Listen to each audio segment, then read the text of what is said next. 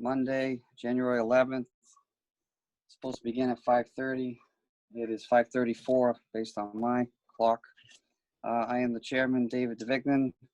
With me this evening, fellow board members, Robert Medeiros and Thomas Fortin. We have a health agent with us, Joe Career, and our assistant health agent, Pat Hannon. Wanda is taking minutes as our secretary. Welcome, public. First meeting, I should say that this meeting is being audio and videotaped. I'm supposed to ask if anybody's recording this video. If they are, if they could raise their hand or just mention it to us. Thank you. No? They are. First item on the agenda, I'm sorry.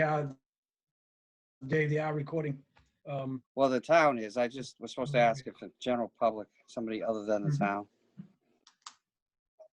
So first item on the agenda is the septic repair plan, 45 Gammons Road. Jose and Joseph and Lucilia Career, S&K Engineering representing. This is a continued public hearing from 2 weeks ago. Septic repair waivers are requested, less than 20 feet to the foundation cellar wall and less than 100 feet to existing wells located across the street and on the abutters property. We had a public hearing, I think it was a week ago from last Tuesday, to be more specific. We continued it because we received an email from the abutter across the street with concerns. I'll turn the floor over to Joe, if you want to tell us where we are with any input you received from the abutters, and then we'll go to the abutters. Yep. Basically, they had reached out to us about some concerns about the well and the well location. They will, needed, or I gave them some of the base information on what is allowed and what is not allowed. And we did reach out. The board extended the invitation to meet on Monday rather than tomorrow in order to make sure that we were able to hear the abutters, and I believe it's at 48 Gammons Road, and their concern or any concerns they might have to the well being less than 100 feet from the new or proposed septic system. And I believe this is Sarah Nunes is here with us tonight, and her husband. Okay, I'll turn it over to the abutters. Welcome, and the floor is yours. Hi, thank you. My name is Sarah, and I do live at 48 Gammons Road. I am joined with my husband, Marco. So our main concern or main issue, I guess, is because of not meeting the state standards of the 100 feet from the leaching field to our drinking well water, is that if the well was to become polluted, then how would that be handled? Who then decides how to correct our situation? I guess in the long term, I'm looking at it, is if something does happen to it and we have to re-drill the well, or we end up having difficulties selling our property because now it's not up to code according to the leaching field, and this is made, information is made public to the incoming buyers. It's an excellent question. Joe, do you want to start first, or should we go to the engineer? Yeah, I mean, I think we can talk about this a little bit more, but the baseline for a well to a repaired septic system is 50 feet. A repaired septic system, new construction, everything is required to be at least 100 feet. I got I understand where you're coming from. That's the reason why we talked about having the well tested, at least tested ahead of time. The situation that exists there, it has existed for a decade or more, probably 20 years. And the system was certainly put in under an older Title V or an older code. And our new code that we work with is significantly different in regards to protecting the groundwater.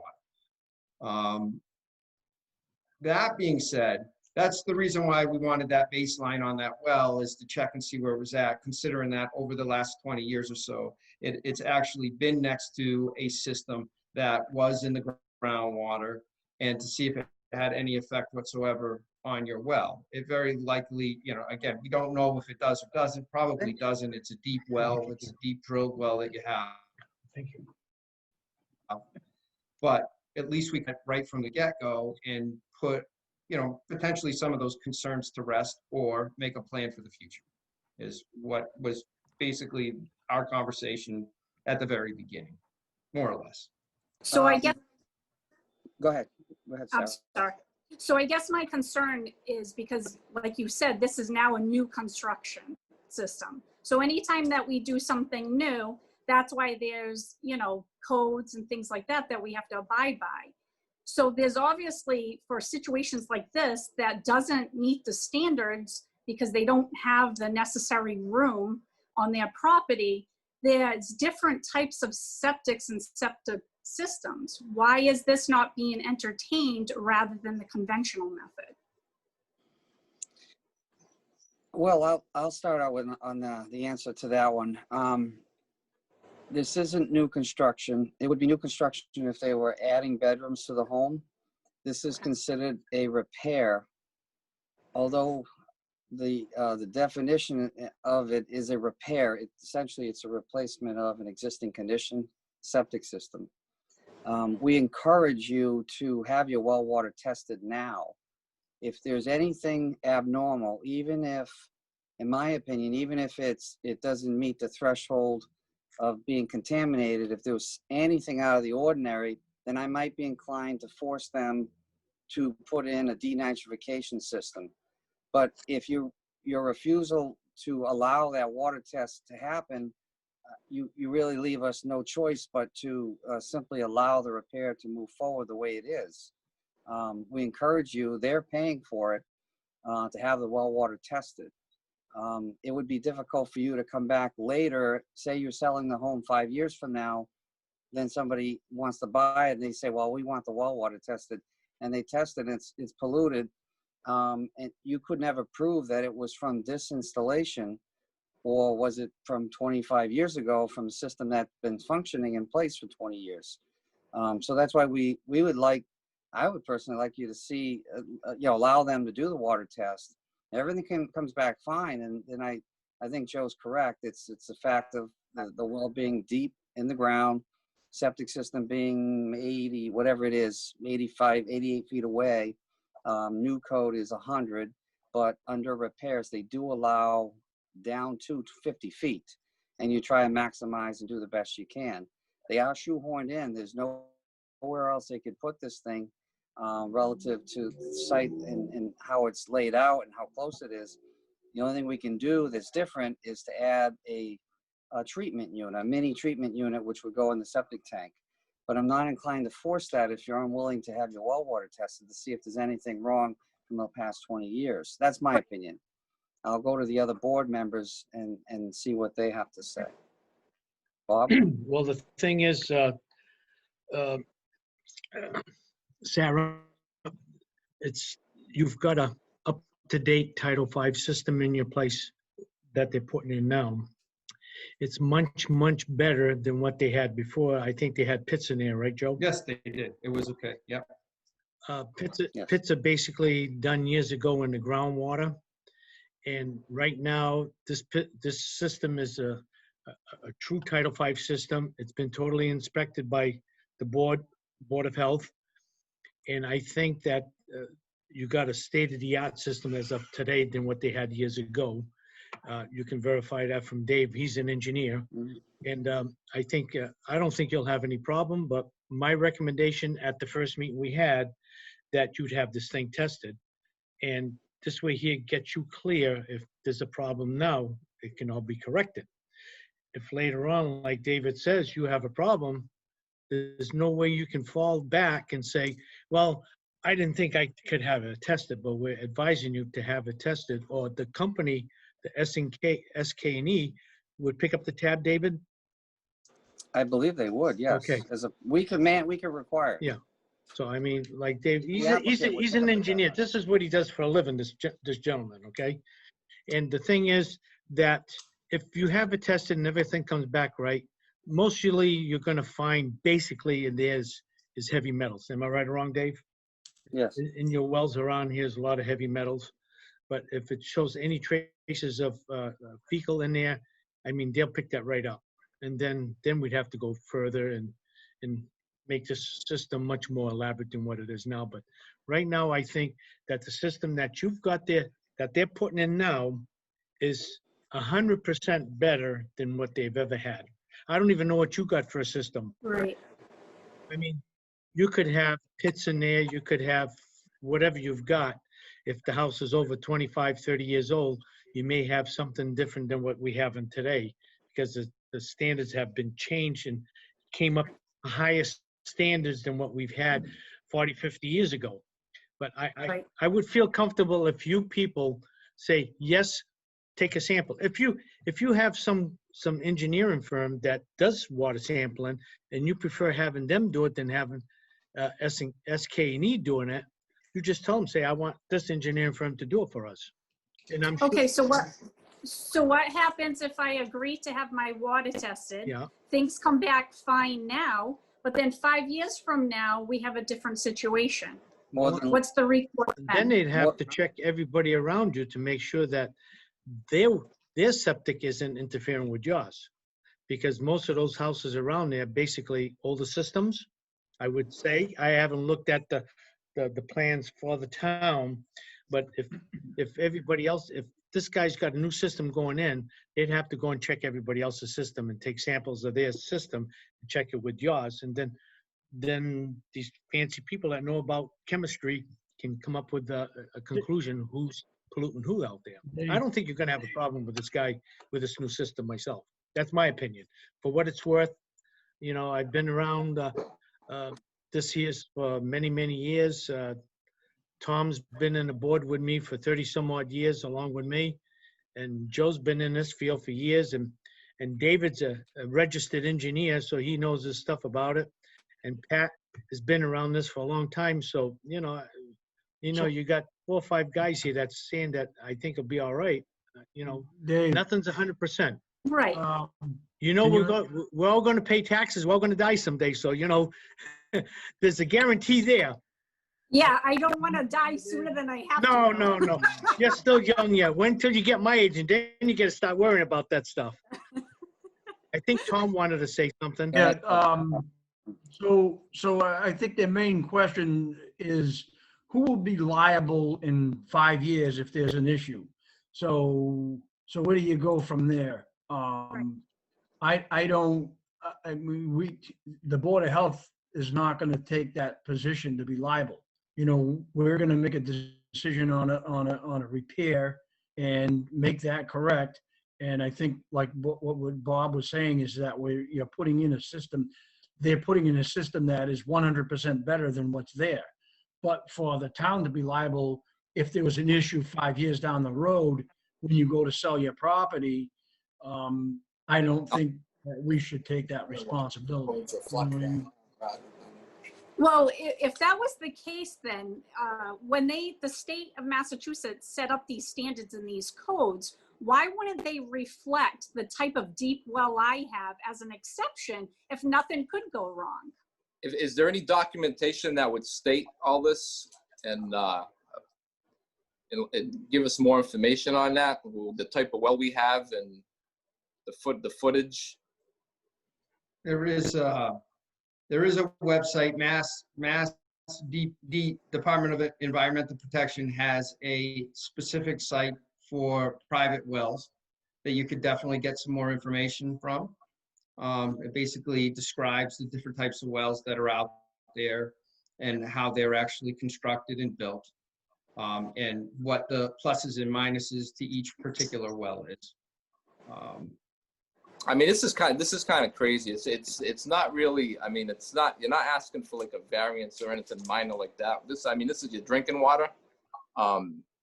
I think this is very important, and like my wife's saying, down the road 10 years down the road, we can have an issue. And yeah. And then the cost and the issues then are gonna be on us. And that's what, just like anybody, if it was yourself, you would want the same standards met. If I had to then incur major costs and major problems about where I could put my well potentially on my own property, if I had to redo one, now I'm gonna have to be the one dealing with this consequence, so to speak. So it's not that I'm trying to make, obviously, my new neighbors across the street, you know, have a hard time, or I'm so not that type of person. But when I'm being asked to do something that is not meeting the state standards, there's going to be a reason why the state put those standards in place. And I'm just wondering why I'm receiving kind of the pressure to kind of go ahead with this when I know there's different septic solutions and situations. Yes, they're not ideal, but this isn't ideal either. Now, can I ask you another question as far as the 45 Gammons Road? Would it be a 3-bedroom septic? What size septic tank is would you be installing? So I believe it's a 4-bedroom. Is that No, right, so Kevin? that, Excuse me, yes. For the record, my name is Kevin Silva with S&K Engineering, here on behalf of Joe Correa, the homeowner, and okay. JLC, the contractor. I agree with the board members of what they were saying.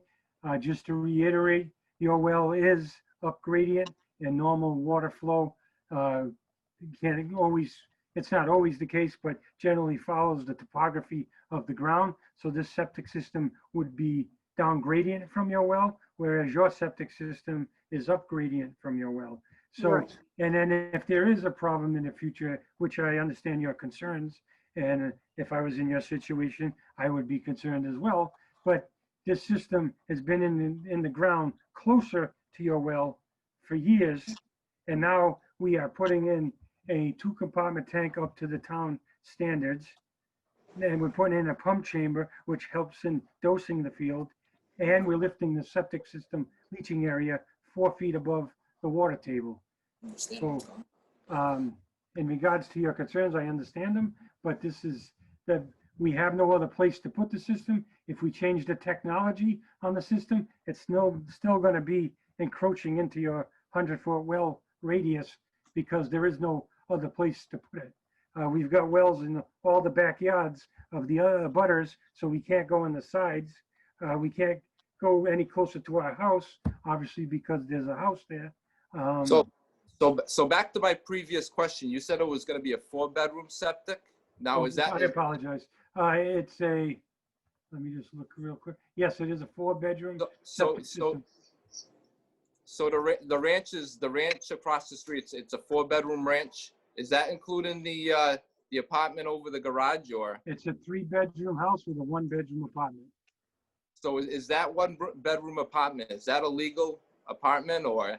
I can't answer that. That's you'd have to check with the town on that.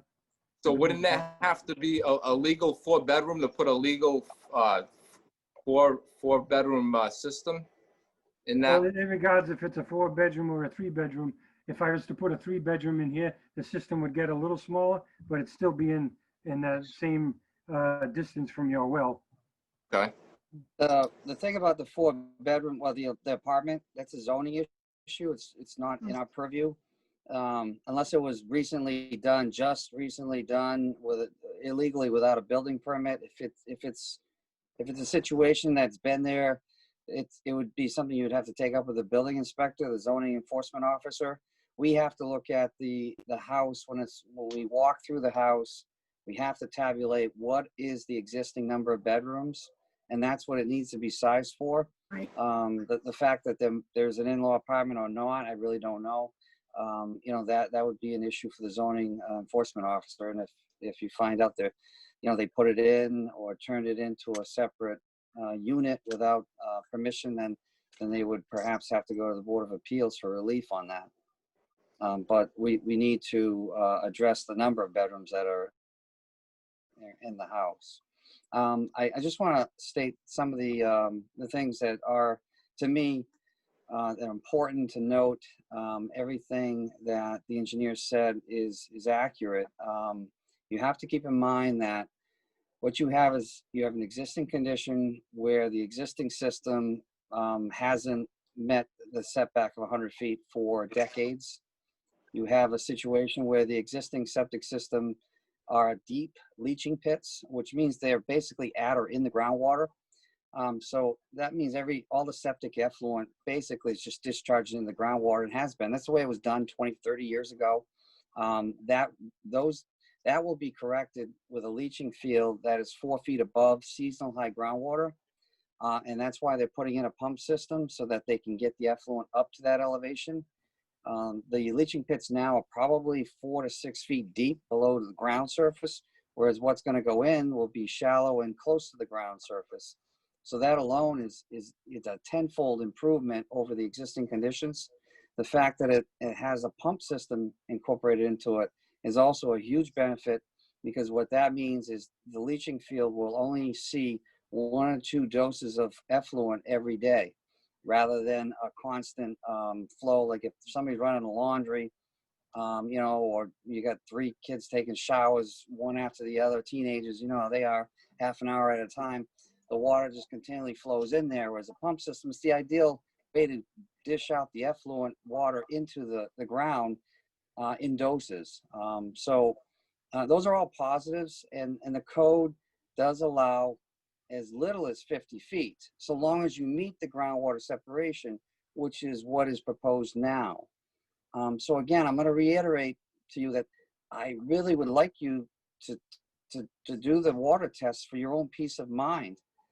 I would withhold any vote on this until we saw the water test to make sure that it got a clean bill of health. And if it didn't, and not for reasons for metals, like Mr. Madera said, something that specifically could relate to a septic system, such as the one across the street, then I'd be inclined to force them to do a denitrification, but without evidence that there is any, contamination of the well whatsoever. It's really hard for us to me, this is a compliant submittal in and of itself, unless there's proof otherwise. No, I think I can speak for my husband as well as myself. And yeah, we would definitely be apt to have our well water tested so we can have a baseline. I think it's, and I appreciate all the new information that you are saying about how updated and a much better system that's going in. But you have to keep in mind, I bought this house without having any knowledge of that old septic and how close it was to my house. So if I would have had that knowledge, maybe I would have reconsidered in buying this home, but I never had that. So I do appreciate that the new system is going to be a lot more efficient and better and safer, but that still doesn't mean that it's perfect, so to speak. I agree. I agree. But, and I understand the challenge everybody's faced with in this situation, but we are too as homeowners. I wish I would have known 16 years ago when I bought my home that the well was that close to their leaching fields and how it was, but I didn't know. That information wasn't, shared with me. And maybe I should have, as a new homeowner, done a little bit more research myself. You learn these things through the years. But I do agree. I do think we are willing to have our water tested and I guess discuss it after that fact. Okay. If I may, just if the well does come back getting tested now and there is something contaminated in the well, it still doesn't necessarily mean it's coming from 45 Gammons Road. It could be from another abutter or yourself. Well, they are the closest abutters, so, in all due respect, I don't know a lot about septics, but the chances are probably would be from their septic. And if it wasn't directly from theirs, then how do we determine where it is coming from, so to speak, then? So then we don't have an issue. I think at that point, we would have to step up. Right. The Board of Health would step up and have everybody's well tested. Because Okay. again, it's not a matter, you can't pinpoint it to this one particular situation. Right. I worked in another community that had much, much bigger issues with wells and houses and septic systems being closed. And they Right. were groundwater wells rather than deep wells. And a lot of those on a regular basis came back actually polluted. and had to have systems put in, but it's a different type of well, much different type of well. Right. The wells are only about 20 feet deep, and this is herein lies the issues with potential contamination. You're talking about bedrock wells that are down 75 feet to 500 feet. The water that is actually obtained from there is obtained from a much deeper source of water. Our groundwater all goes down, but it takes much longer, spends much more time being cleaned by the time it gets deeper, and most of that potential issues would be gone by the time it got down into those little fissures and the little areas where you actually pull your water out. But again, it would be a much bigger issue than just across the street. It would be an entire neighborhood issue because we couldn't put it on one. Right. Again, you know, you've had your well there. Your well was, you know, is been there for what, since the 70s. Right. So so is that house. So have all the other houses around there been there. Literally were built at pretty much the same time based on the research that I did. So I suspect that there's not an issue, but if there is, like I've said before, I mean, we're gonna find out. And if we do find out, then we'll have to look at the whole neighborhood. Right. And one more thing for the well Right. testing, it wouldn't be my firm S&K Engineering testing it. We hire the homeowners hiring groundwater analytical to go out there and directly test the well themselves, which is a third party. So there is no connection to the homeowner of 45 Gammons Road or my company as well. Okay. If this is a certified laboratory by Massachusetts for drinking water, analytical balance is a very specific type of drinking water laboratory. So they know exactly what they're doing, how they're doing it. They come out and they do the test. That's even better that they're having them come out and do the test. They'll do it properly, make sure that they get it from the right spot. There's a proper chain of custody on how they handle the water and then how they test it. And we'll be able to get really solid information.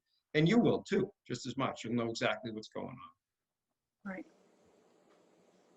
Okay. Does anybody Can I else say have one? anything? Yes, Bob? Well, for years and years, we've always recommended people that have wells to have their wells checked every year.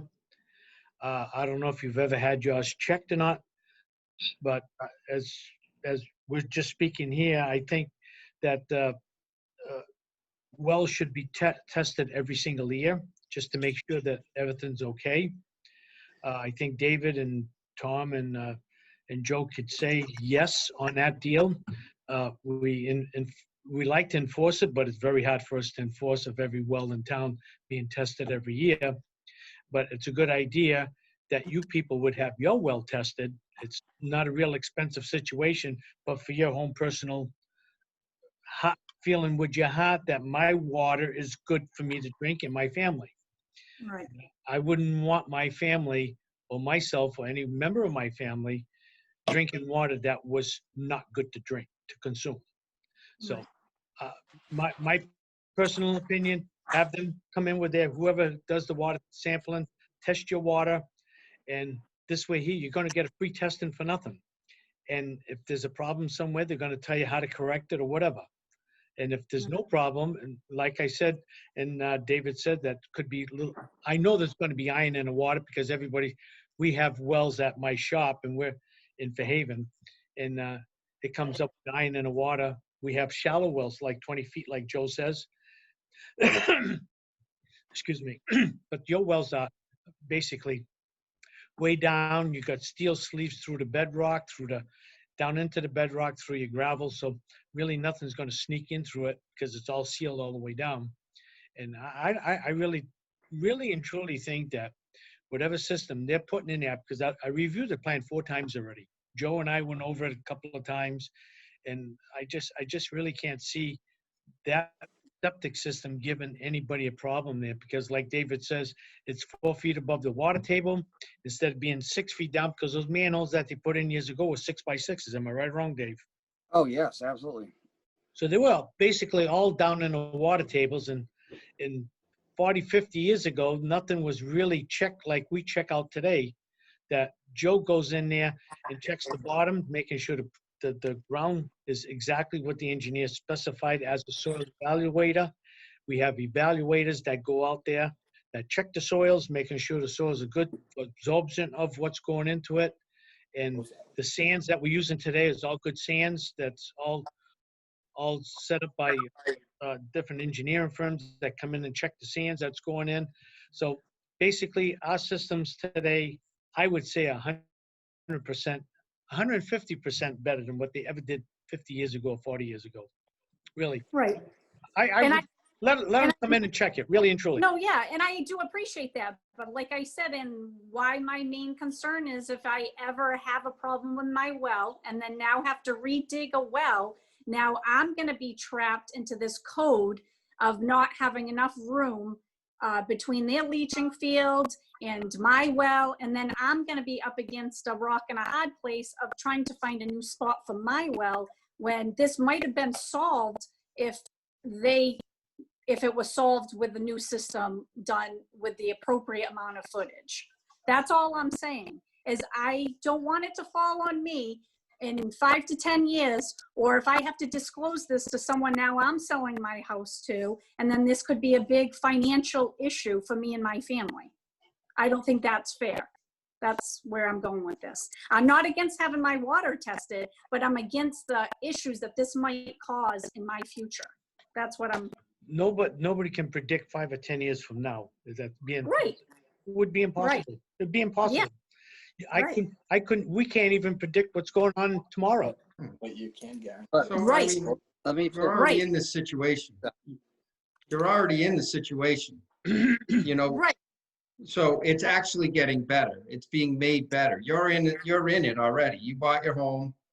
This Well, no, situation occurred. but I'm not in it really because I don't have to change anything as of right now. I'm saying in 5 to 10 years, if I now have to change something, I'm going to be dealing with this conflict and having to make sure my well is the proper footage away. And it's like, how does that fall off of one person and then fall onto another person It doesn't. Actually, when I did the research on your system Mhm. prior to your purchase, because you actually have a new system, Right. a system, and your previous system, very similar to this system, was much closer. I think it was 80 feet, 70 or 80 feet away from your well Right. originally.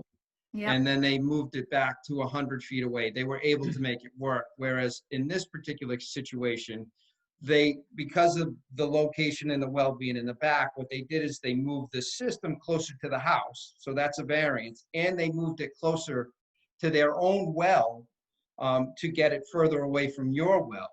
But going back years and years ago when this situation occurred, it basically occurred on both of these properties at the same time. I mean, again, we're talking about one system being too close to its own well and another system being too close to its own well.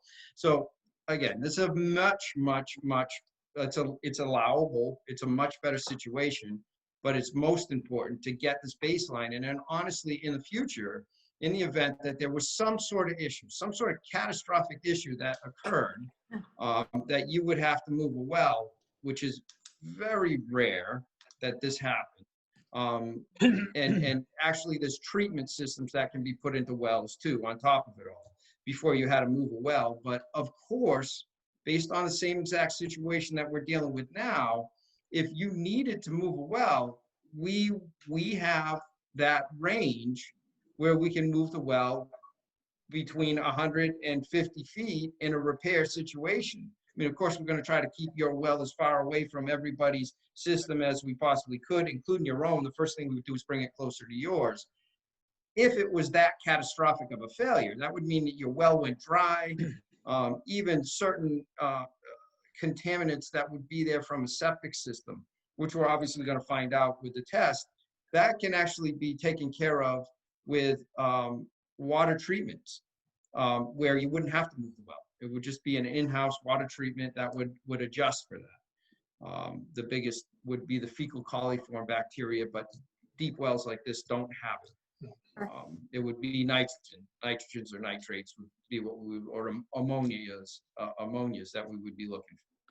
So until we get that information, I mean, it's really a speculation, and from your standpoint, I hear you in the 5 years, but this is, So- it would be incredibly rare So- for So something like that moving, to happen. so moving forward, would I be liable at having to disclose this information now if I was to sell my property? You get a hold of your meeting. You know, it doesn't, whether you disclose it or not, it doesn't matter because it's completely compliant. Okay, The Okay. Title V is, well, I mean, it's been under the Board of Health's direction. It was designed by the appropriate Title V by a registered professional engineer. It was reviewed by the Board of Health, and ultimately, we have, you have been involved in this situation from, by knowing that you're aware of it. Other than that, you can say whatever you want to say, but it is compliant. It's 100% compliant okay. if it's installed the way it is. I would agree.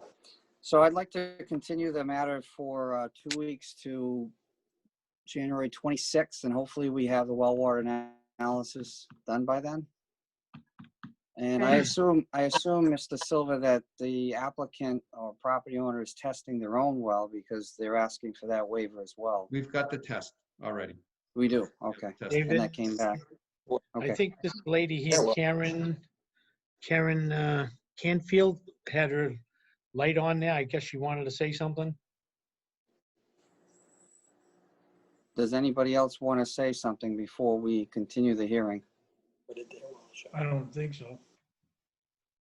Okay, because I seen the yellow goat around her picture there. I don't know if Sometimes she- So they they'll had go their, on if you got your volume on and you just touch it. Yeah, So, Okay. I think that was the issue, Dave.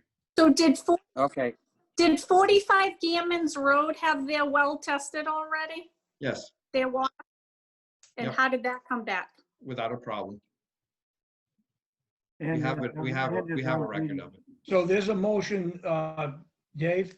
yes. I'm Motion, looking for a motion to continue the hearing until Tuesday, January 26th, so long as we have the well water analysis back for the house across the street. I'll make, I second the motion. Okay, roll call vote. We have Mr. Maderas, Robert Maderas, yes. Mr. Fortin, Thomas Fortin, yes. and I am a yes, so that's unanimous. We're continued until the 26th, and hopefully we have the water test back by then. If we don't, we'll continue the meeting and the matter further down the road. Okay, Now, is there gonna be another meeting on the 25th? yeah, We right. Yes, You're gonna be. Yes. Is it, I'm sorry for the inconvenience, but Tuesdays are like horrible for me. I work in healthcare and I don't get out till late. Can we do it on the Monday again, the 25th? we can do it on the 25th at 5:30. I have something at 6:30, but I'm sure we could wrap it up between that time Okay. frame. Perfect. Thank you we'll- so much. We'll amend, we'll change the meeting date. I'm gonna need an amendment to the motion to change it to Monday, the 25th, 2 weeks from today at 5:30. I'll make that motion, Dave. Is there a Yeah. second? Okay, Second. all in favor, roll call vote, Mr. Fortin, Yes. Mr. Maderas. Robert Maderas, yes. And I'm a yes. So 2 weeks from tonight, the 25th, 5:30. Thank See you you. then. Thank you. Okay, thank You're you. welcome. Thank you. Bye. Thank you very much. Thank you. Good night. So next on the agenda, we have tobacco sale regulations, new regulations. Gentlemen, do you want to continue discussion on this? I just want to make a note that I did review, and there's quite a bit to review. There's quite a few things there, and at this time, right now, I need a little more time to continue trying to decipher all of that. I don't know how you people feel. Not a time to make any decisions, especially with COVID and all the things going on in the businesses. But I still need more time to review that. I know there are a couple of things with the age groups, and we are kind of set back with the old regulations, but I still need some time to review it. So I would like to postpone that and put it to the maybe to the next Board of Health meeting, not the one that we're doing the septic system on, but maybe for our next monthly meeting and discuss it. That's a good idea. My thought was on page 1, what Joe gave us, there is a checklist 1 through 18. And my thought here, it has a yes or a no. I thought maybe, we could all each do it, submit it to Joe and compile and see where we're consistent, where we, we're on the same page. And that would kind of help, lead us down the road I think we want to be in the end, because there are a lot of things they're suggestions. Some of them I just don't flat out agree with. But then there are some that I strongly agree with. So I'd like to see where we all stand independently and then kind of round it back together for a meeting down the road, maybe a month down the road from now.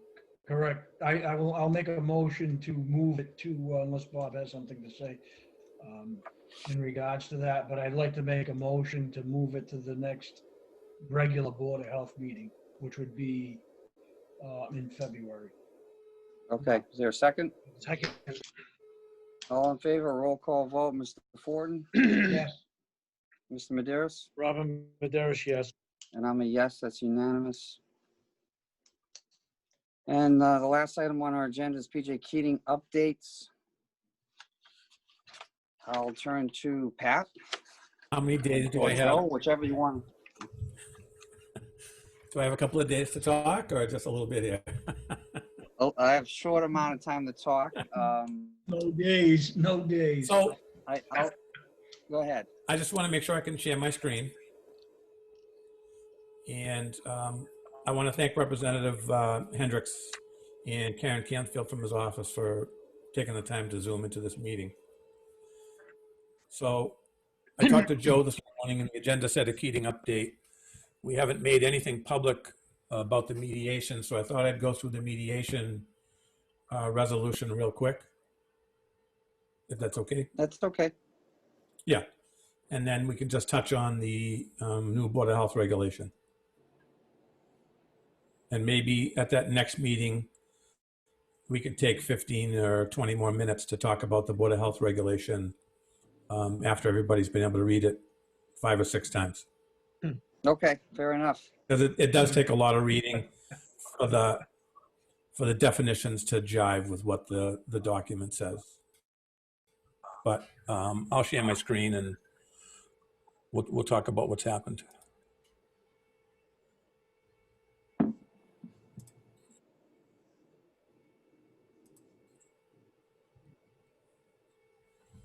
Everybody sees it? Yeah. Okay. So this is the second stipulation that we signed with PJ Keating. The important part of the slide is that the stipulation that we signed is a court order. It was approved by the court and signed by the court and will be enforced by the court. We had a mediation on December 7th. We spent a lot of time there. We were able to work it out in the final moments and come to an agreement that gave the town some new protections from nuisance from the quarry. And this is just a language from the stipulation about how this all came about.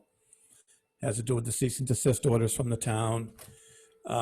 As you folks know, PJ Keating didn't meet the requirements of the first stipulation, and we were not going to let that continue when we're asking them to close.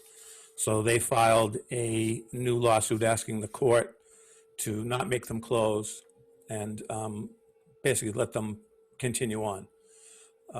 We opposed that and wound up in the mediation. So this all started in September 23rd of 20. That was the first stipulation. They had 45 days to finish certain things, which we feel they didn't finish.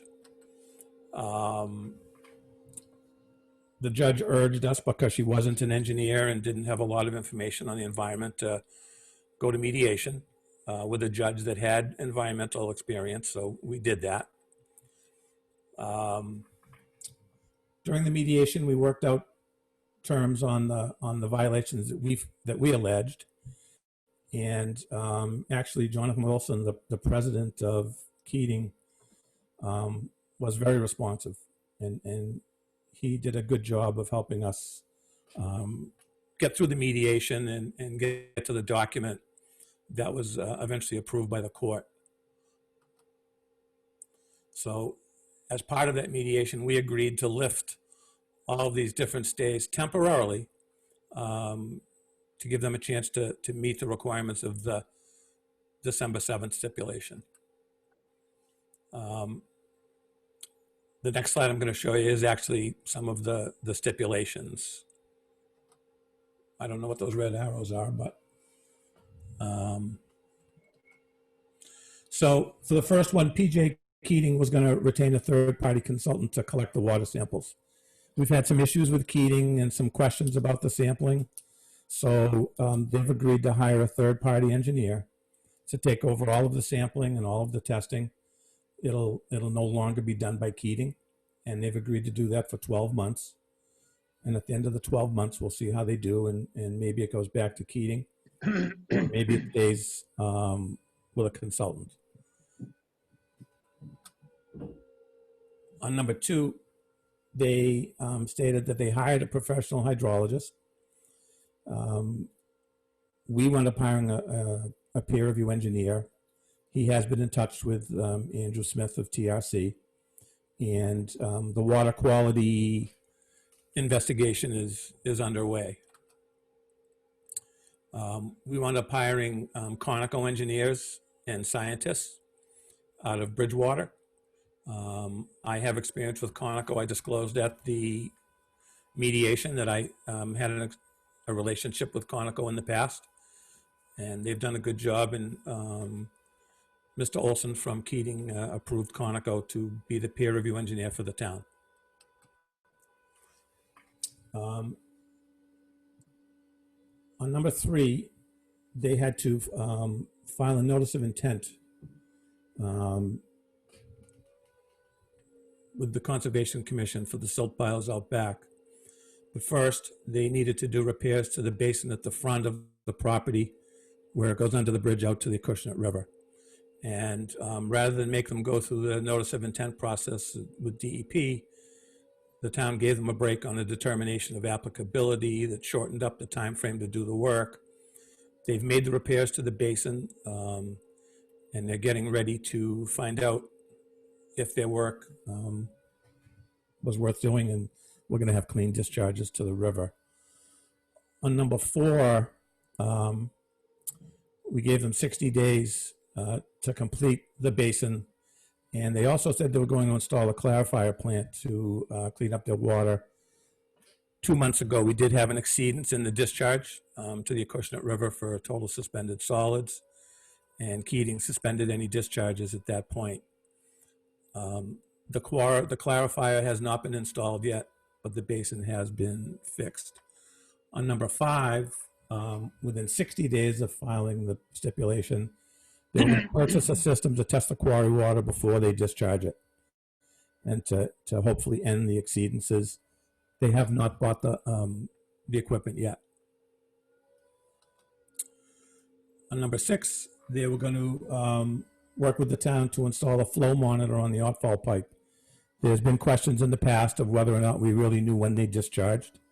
So we brought up the idea of putting a flow device in the final pipe at the basin that would report to the town, just like your water meters do every time there's a flow in the pipe. And again, Mr. Olson embraced that. He felt that would keep them from, as he said, doing something stupid and pumping without notifying the town. And the date's coming up on that pretty quickly, and there has been no discussion of it. Number 7 was the notice of intent. It had to be filed by December 30th. They have missed that date. I checked on that today, and that has not been done. I did talk to Mike Warner at Keating today. He's the new quarry manager, and he was going to follow up on that for tomorrow.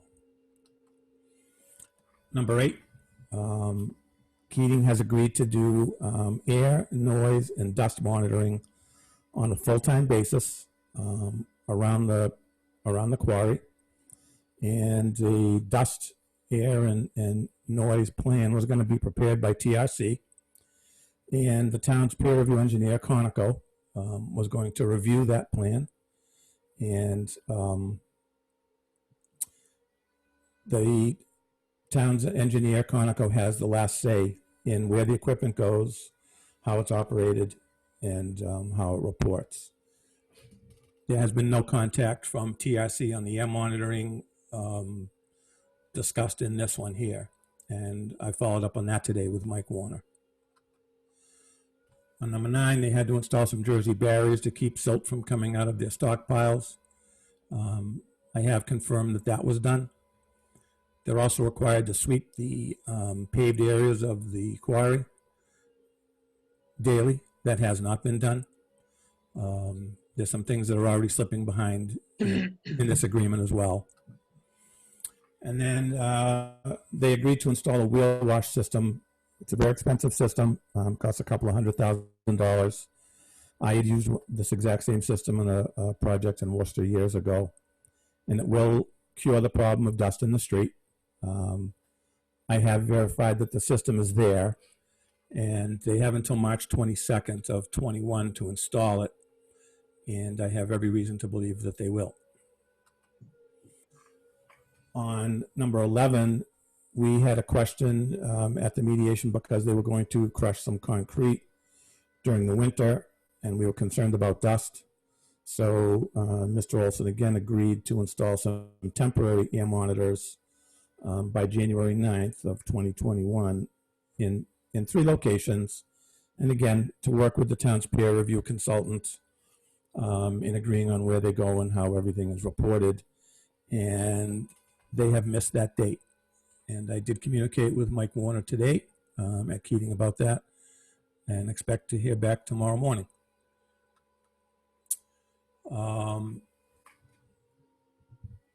Everything has to meet the national standards for air quality. These monitors will actually notify the town automatically if there's an upset or an exceedance. It won't be up to Keating to notify us. And this is going to help us identify any other actions that we need to take in eliminating dust beyond the property line. And dust beyond the property line and landing on everyone's houses and cars and swimming pools and windows was the biggest part of the discussion at the mediation, and has been the biggest complaint that we've received since I came on board in July. If there are more than 3 exceedances in a 7-day period for dust or noise, PJ Keating has to stop all activities, not just stop crushing, not just stop, one thing. They have to actually shut down. And they have to shut down until the solution has been implemented and agreed upon and approved by the town's peer review engineer, Conoco. So this is the first time that we actually have a point where they have to stop everything and fix it.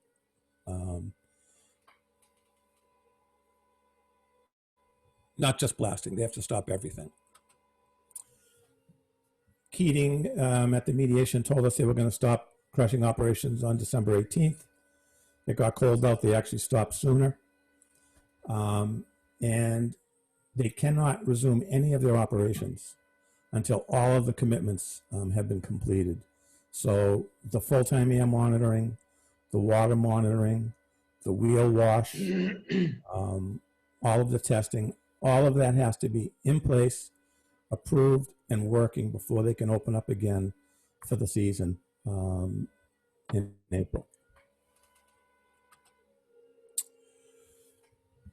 In the mediation, they complained that they didn't know, they missed things, or they didn't know we weren't happy with the results they gave us. So this time, every time Keating submits or actually completes one of the action items, they have to submit a written certification to the town telling us what they did it, and that they did it right. And within 5 days, the town will write back to Keating and let them know either you did it right or you didn't. And that should end that dispute. We did give them permission to do the portable crushing. I verified today that the portable crushing is already over, so there shouldn't be any new activity or any activity going on at the site other than the maintenance of the basin right now. There shouldn't be any work there, period, until all of these things have been done. There was a peer review number put out of $40,000. Keating has agreed to pay that $40,000. The law would have required it anyway. And Conoco has agreed to do it for the sum of $40,000, so they're on board. This agreement does supersede the earlier agreement from September, but anything that isn't reflected in this but was in the other one still stays in place. So they still have to monitor the town about, notify the town about the discharges. They still have to give us access to the property. They have to run the temporary air monitoring equipment for the winter, whether they're working there or not, because the Board of Health was concerned about dust off of the piles and off of the site. And that's a very quick update on how we made out in court. So right now we have Keating under 2 court stipulated agreements, and I don't think we've been in that position in town for a long time. And the air monitoring is the most important thing to the neighborhood. We did have a major discussion back and forth about dust beyond the property line. It was Keating's attorney's feeling that the term visible dust beyond the property line was a subjective term. It's exactly what the Clean Air Act says. They were successful in having the term clean air beyond the visible dust beyond the property line stricken from the stipulation. But there was language put in that really fits it in legally and just not specifically. So during the holidays, I spent some time reviewing old records from the Board of Health. Joe packed a box for me of 1999 through 2018 records. And in reading those records, I found that the town has basically been at this point 3 times already. And that these dust complaints and nuisance to the neighborhood have been going on since 1999. And that a person that I met with just before Christmas with Carl Turgeon on a dust complaint was actually the first complainant in 1999, and in 2020, he's still having the same problem.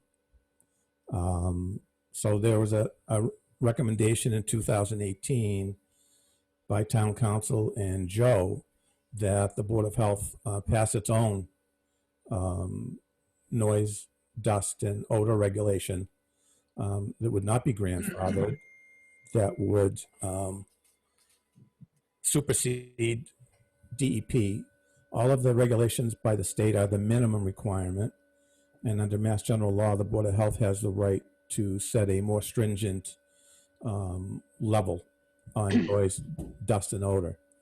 So I followed up on that with Joe and counsel for the town, and I spent some time researching nuisance, dust, and noise regulations all over the country, and working with town council, we've come up with a proposed air regulation for the Board of Health. So under this new regulation, the Board of Health will have the ability to assess daily penalties for violation. Under non-criminal disposition, the most it can be is $300 a day, but each day is a separate violation. And that $300 a violation, it could turn into some a rather expensive voyage for them. And even when they're in full compliance with their other permit conditions, and that's been a big thing they've tried to tell the judge each time, is that they've got a federal permit and they've got a state permit, and that the town is crazy and that we're just picking on them.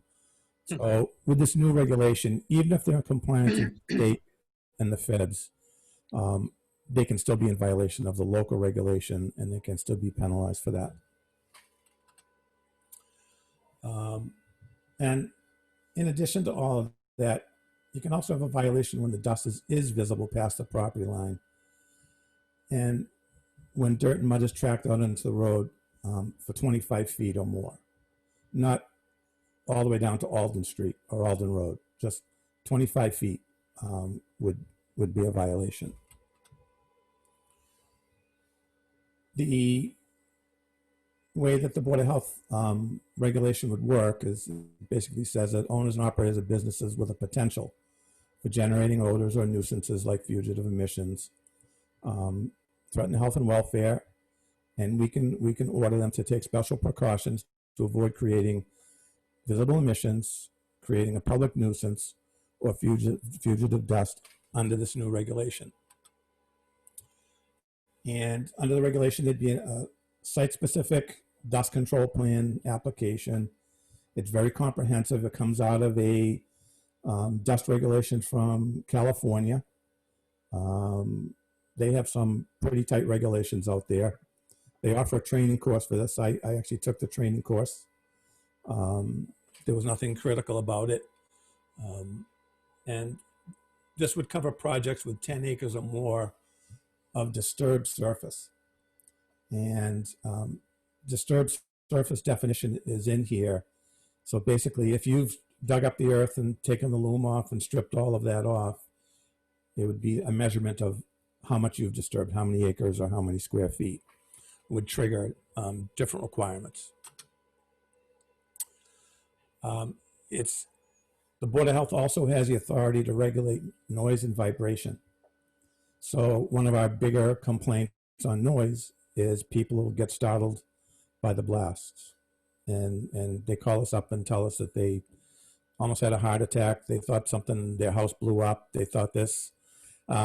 The day of the earthquake in New Bedford, I got a call from one of the abutters at 6:03 in the morning saying something horrible just happened at the quarry, or we had an earthquake. And I said, well, I'm in Uxbridge and my house shook, so we had an earthquake. But it does scare them. And they don't always hear the buzzer. They don't always hear the horn. And we do have the authority as the Board of Health to regulate how strong those blasts are. And I'm going to be recommending that we lower the level of the blasts, lower that decibel level so that it doesn't scare everybody.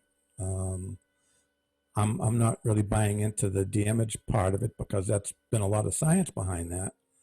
But regulating the amount of vibration and the decibels of the air blast would make it a lot better for the neighbors. It might cost Keating a little bit more money to blast, and they might have to blast more often, but it wouldn't be as strong a blast. Just a quick picture on how the blasting works, but it's a lot to take in. This is going to be recorded, and people can go back and look at it on the town video channel. So here's the law on the Board of Health being able to limit blasting levels. And it says clearly here that the effective blasting shall be permitted to be adopted for quarry operations located adjacent to inner city areas as a local municipal regulation adopted in accordance with MGL. This does require approval by the fire marshal's office. I don't see them withholding that approval, seeing that the quarry is located in the middle of a neighborhood, and based on the amount of complaints that we've had. And that'll be up to the board to decide whether you want to enact a blasting regulation. And these would be separate regulations. You wouldn't be stepping on the fire chief's toes. This is just a permit from the Board of Health. And very similar to the dust regulation, it would be an earth removal permit from the Board of Health. And it would be separate from the earth removal permit issued by the selectmen. And the Board of Health would have their own regulations that are not necessarily stricter in particle limits, but stricter in the operation.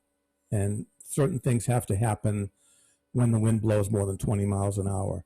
And certain things have to happen when you're closing for 4 days in a row. And certain things have to happen if there's an odor from the plant.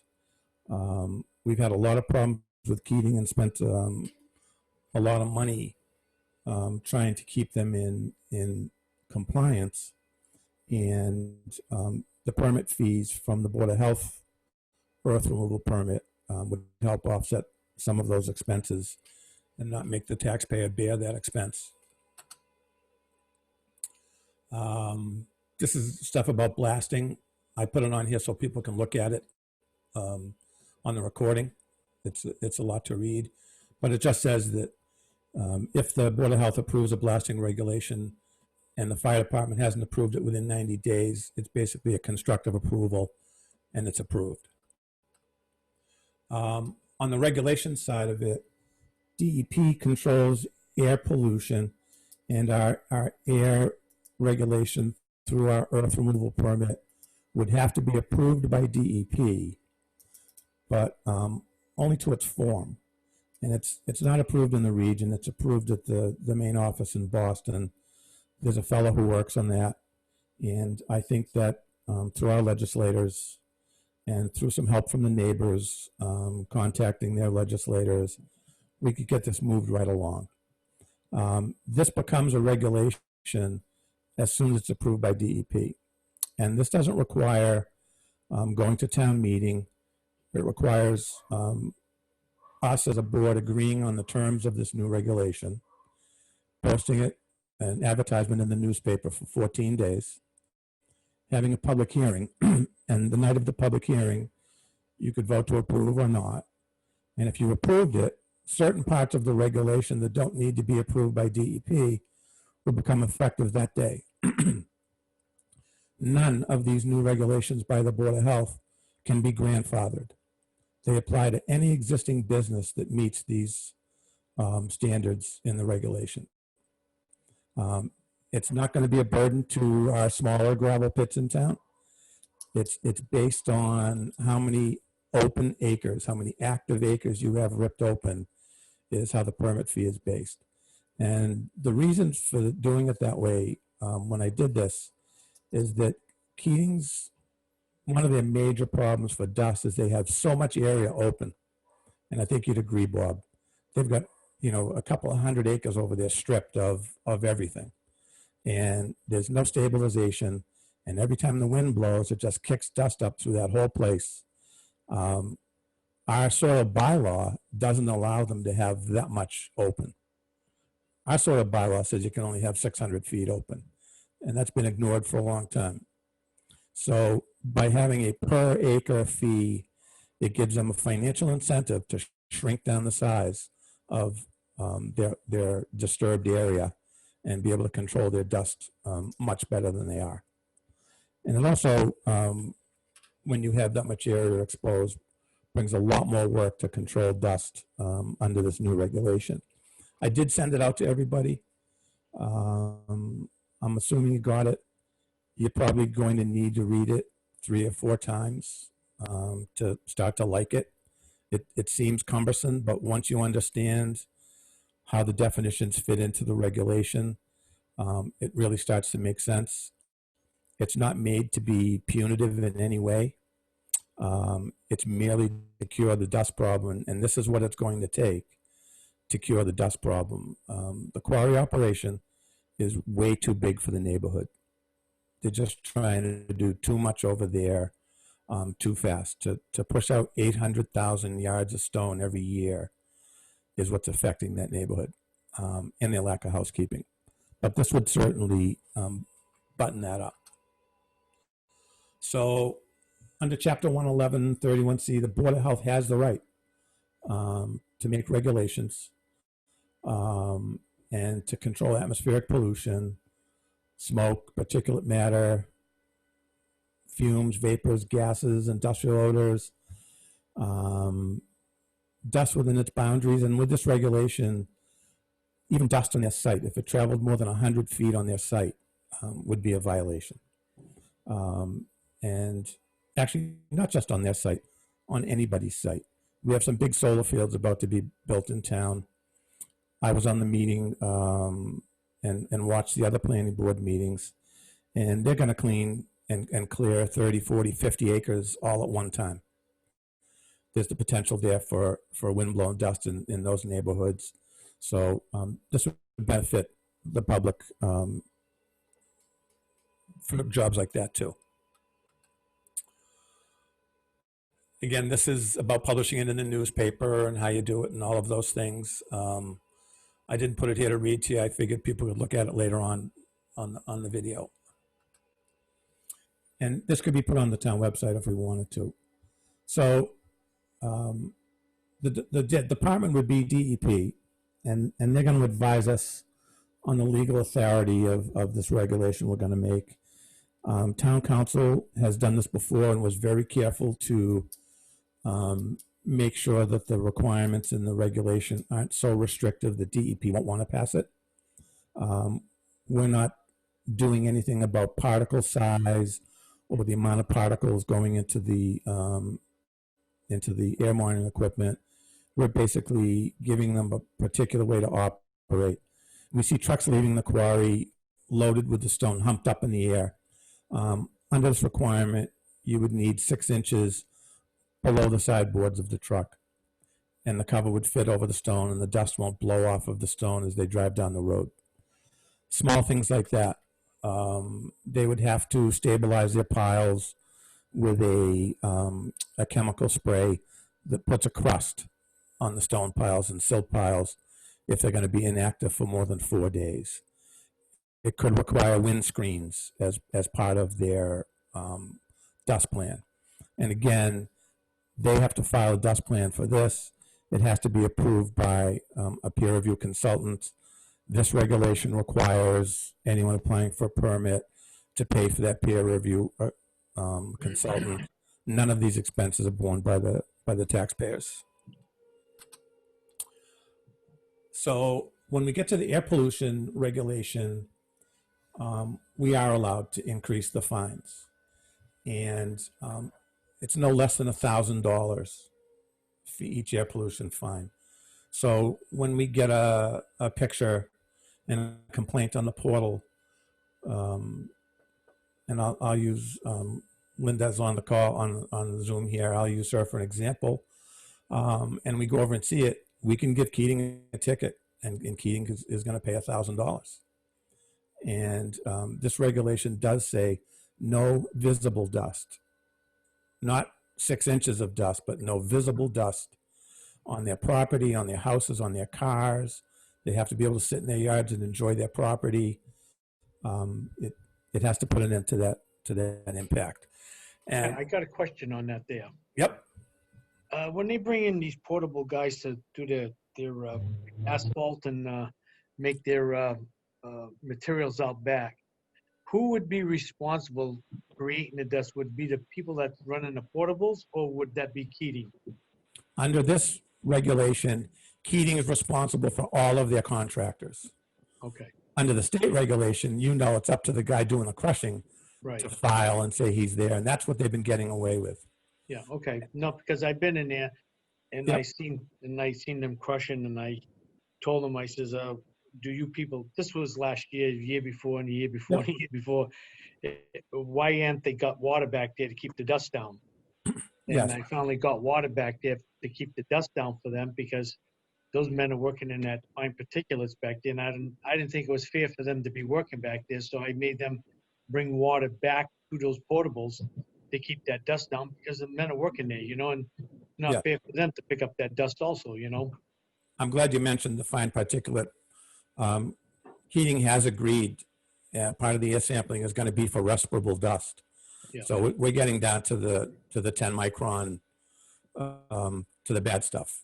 So Okay, I just want to bring that across, because I was just wondering who would be responsible, was it Keating or the guy that's coming in to crush for them? They should be responsible, because they should know better than letting their machines run without water and making that fine dust, but Keating might be responsible to supply the water and not do it.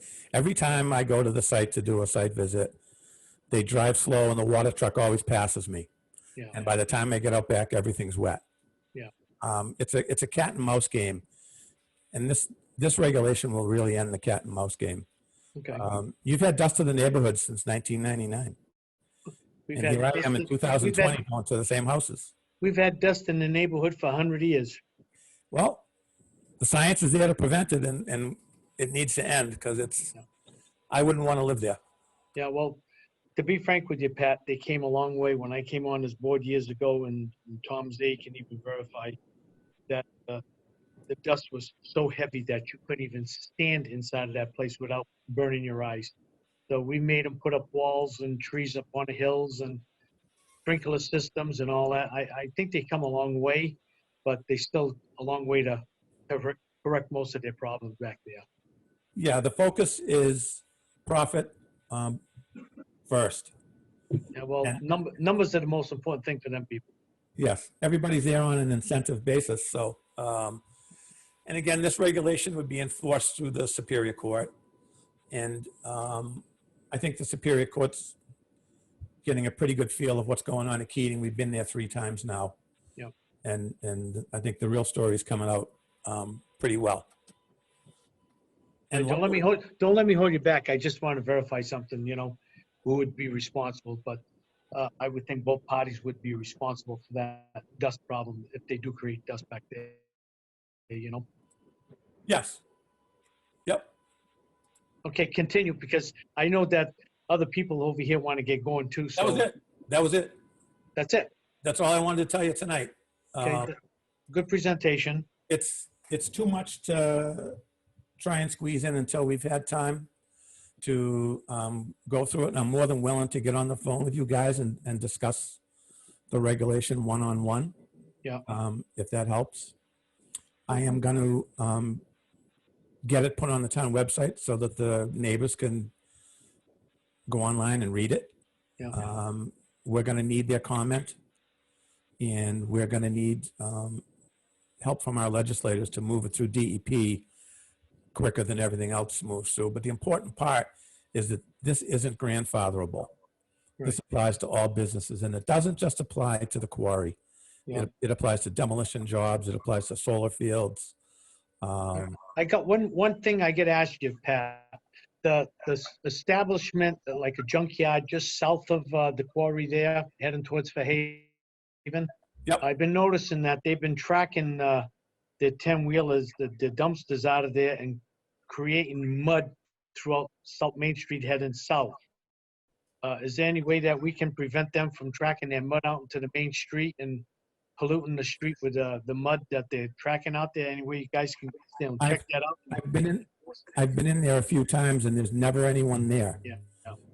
The door's always locked on the trailer. I've stuck my card in the door a couple of Well, he ain't times. gonna get back to you, but the best thing is. Because what's fair is fair. I mean, they're cleaning the street every day with that vacuum machine, and these guys they just don't care. And they're just running out of there and tracking up the road with mud going all the way up to the road, all the way into the town line. And I don't think that's fair either. I mean, Keating's spending a bunch of money cleaning up this road, and this guy's crapping it all up, I agree with you. I have seen it, and I have tried to do something about it, but they're kind of phantoms. Well, we'll unphantom them because I'll watch them, and if so, I'll have to give Joe a call or you a call. And I already told Joe about it, and he says he was going to handle it. I don't know if he talked to you about it or not, but we're on top of it, and we're going to make sure that those guys do something to prevent them from dragging that mud all out into the main street and creating a mess for everybody and paying the bugler to clean the place. And these guys are just crapping it all up again, and that's not fair to PJ Keating. I'm only going fairness for fairness, Well, I agree, but we need to get our own regulation that regulates earth removal and dust, and not rely on something that was done, back in the 80s. Yeah. And not rely on DEP to enforce things. There's been a lot of solid waste violations out there that DEP failed to enforce. We reported them. According to them, they never had the manpower, so they left it upon us to try handling it. It's very difficult for us because we all work for a living, and it's very hard for us guys to believe. Tom could be out in Freetown. He could be out in Taunton. I could be anywhere in the world. Who knows where I'm going to be? So it's very hard for us years ago to keep on top of things unless we did it after working out, you know? It was difficult for us. But this Yeah, has been, that was a good presentation, Pat. I want to review everything, of course, and I'm sure the other board members feel the same, but that definitely looks like a forward plan to, to go ahead. this plan has been in place since 2018, so it's nothing new.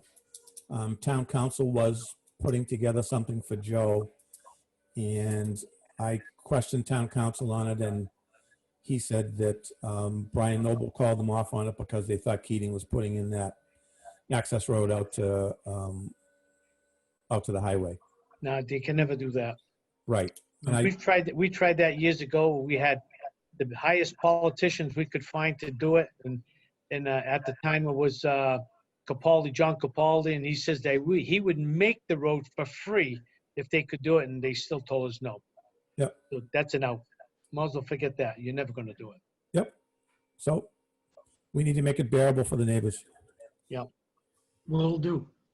We'll do the best we can to keep everything up on hand, and hopefully that this will all be synchronized and ready to go, and hopefully that all the work that we've gone into it, and you guys been doing a lot of work yourselves, and hopefully that everything will compromise and everything will run smooth, and they can stay in business and keep going, making more numbers for themselves. Is Dave still with us? No, he had a meeting he had to go to. Yeah, no, Dave's with us. Dave's with us. He's on the phone. He just, Oh, okay. he had to go mobile. All right. Depending upon how long this goes, he's going to potentially zoom back in when he gets where he's going, but. I think Pat's completed his explanation of all of that. I Pat? went as quick as I could. Yep. Okay. Do we have a motion to adjourn? No, there's one more thing. We're just gonna go over the COVID stuff really Oh, quick. that's right. Yeah. Okay. That's all. I mean, it's not long. I'll give it to you really quick and then you guys can make that. Just wanted to say again in December, and I know we talk about these numbers all the time, but you got to think about it as a snapshot of what's going on in the entire community. Not everybody's being tested. There's only a small percentage of the people being tested. So when I talk about these larger numbers or these numbers of positive, you got to think about the fact that there's more people in the community that are positive than just the people being tested. But of the people that have been tested so far in January up to today, we have 138 positive tests. And those of the people that have been tested. Of the people that have been tested at this point, you're probably talking about a couple of thousand people, at least from our numbers from the fire chief and what he does at his test sites.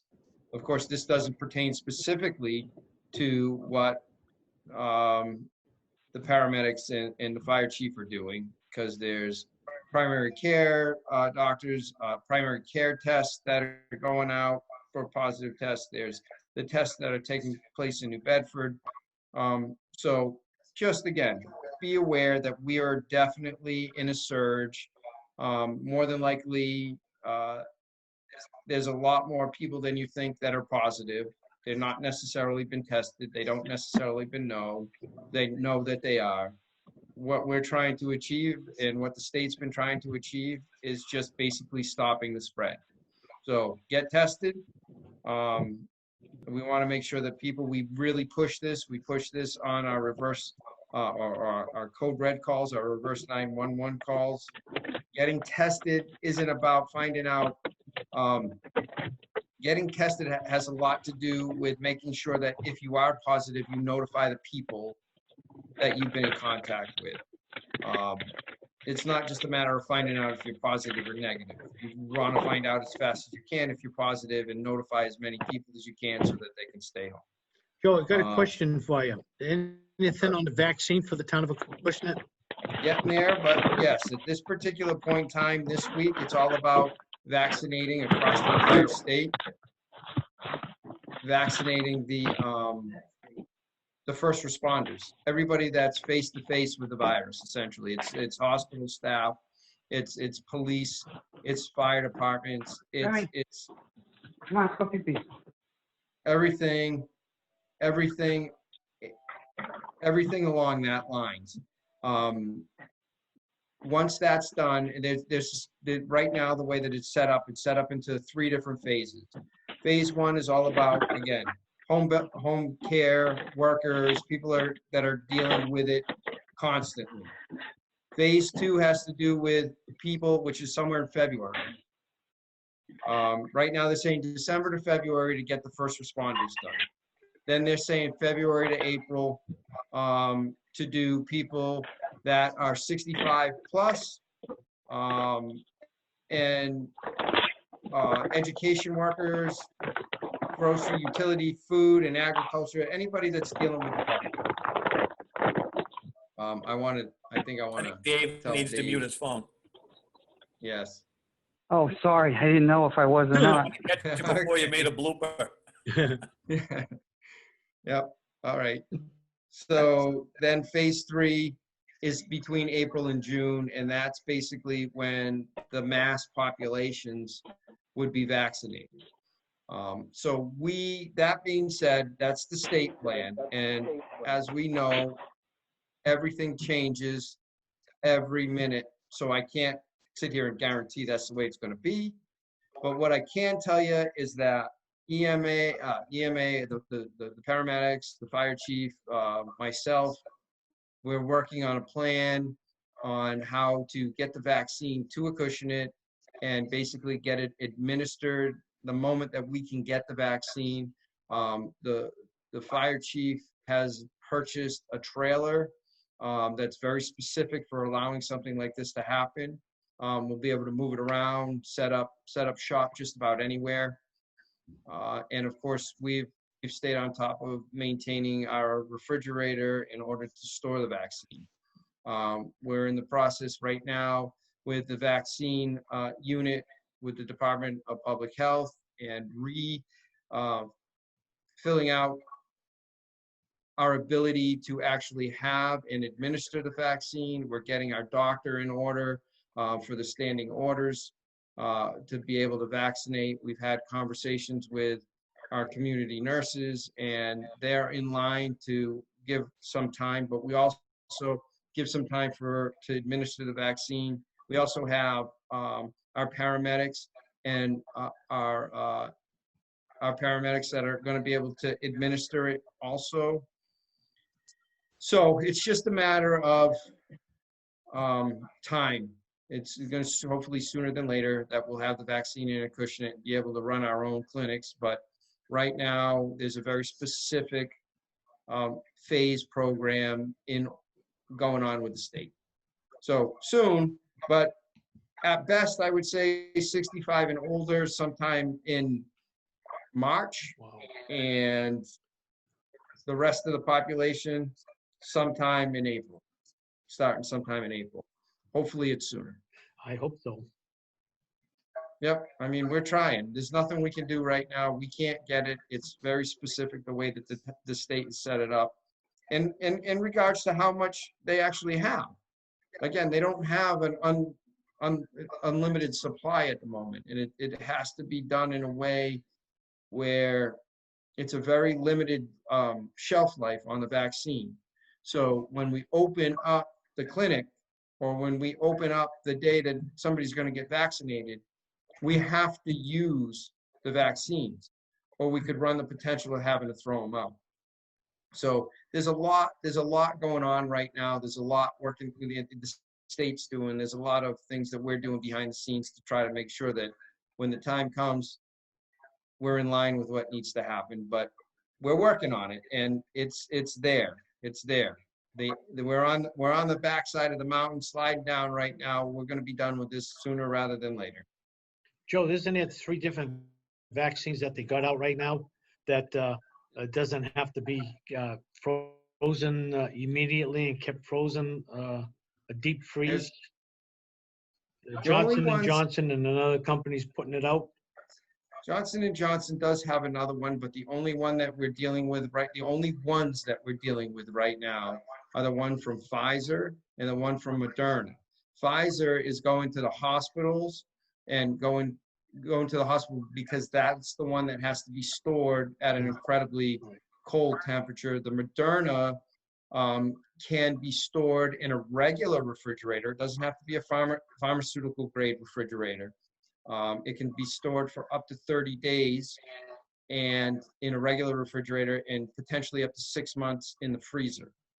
But once it's taken out, it has a very limited time that it needs to be used. It's like within 2 hours. So if the expectation is to, vaccinate 200 people, you have to, if we take 200 vials out to vaccinate 200 people, and 100 people, we've had this happen more than once in flu clinics in the past, and 100 people show up, we could jeopardize 100 vials of, obviously life-saving vaccine.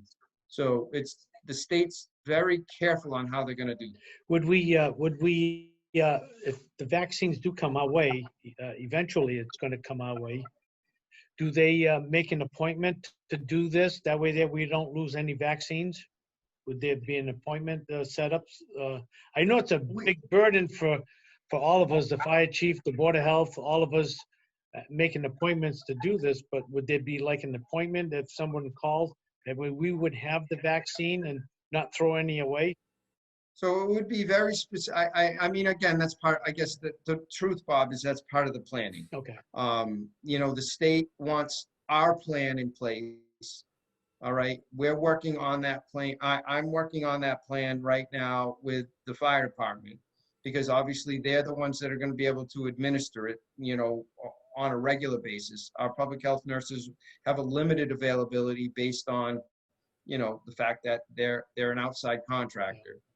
And we're working on developing that plan right now. Right now, the state doesn't really want much from us because it's all about the first responders getting vaccinated, which is what they're doing right now between basically January 11th and February, whenever that happens, which is, again, that's all the healthcare workers that are in the trauma units, that are in the emergency rooms in the hospitals. They're getting all the the assisted living facilities, the long-term care facilities are obviously our first responders.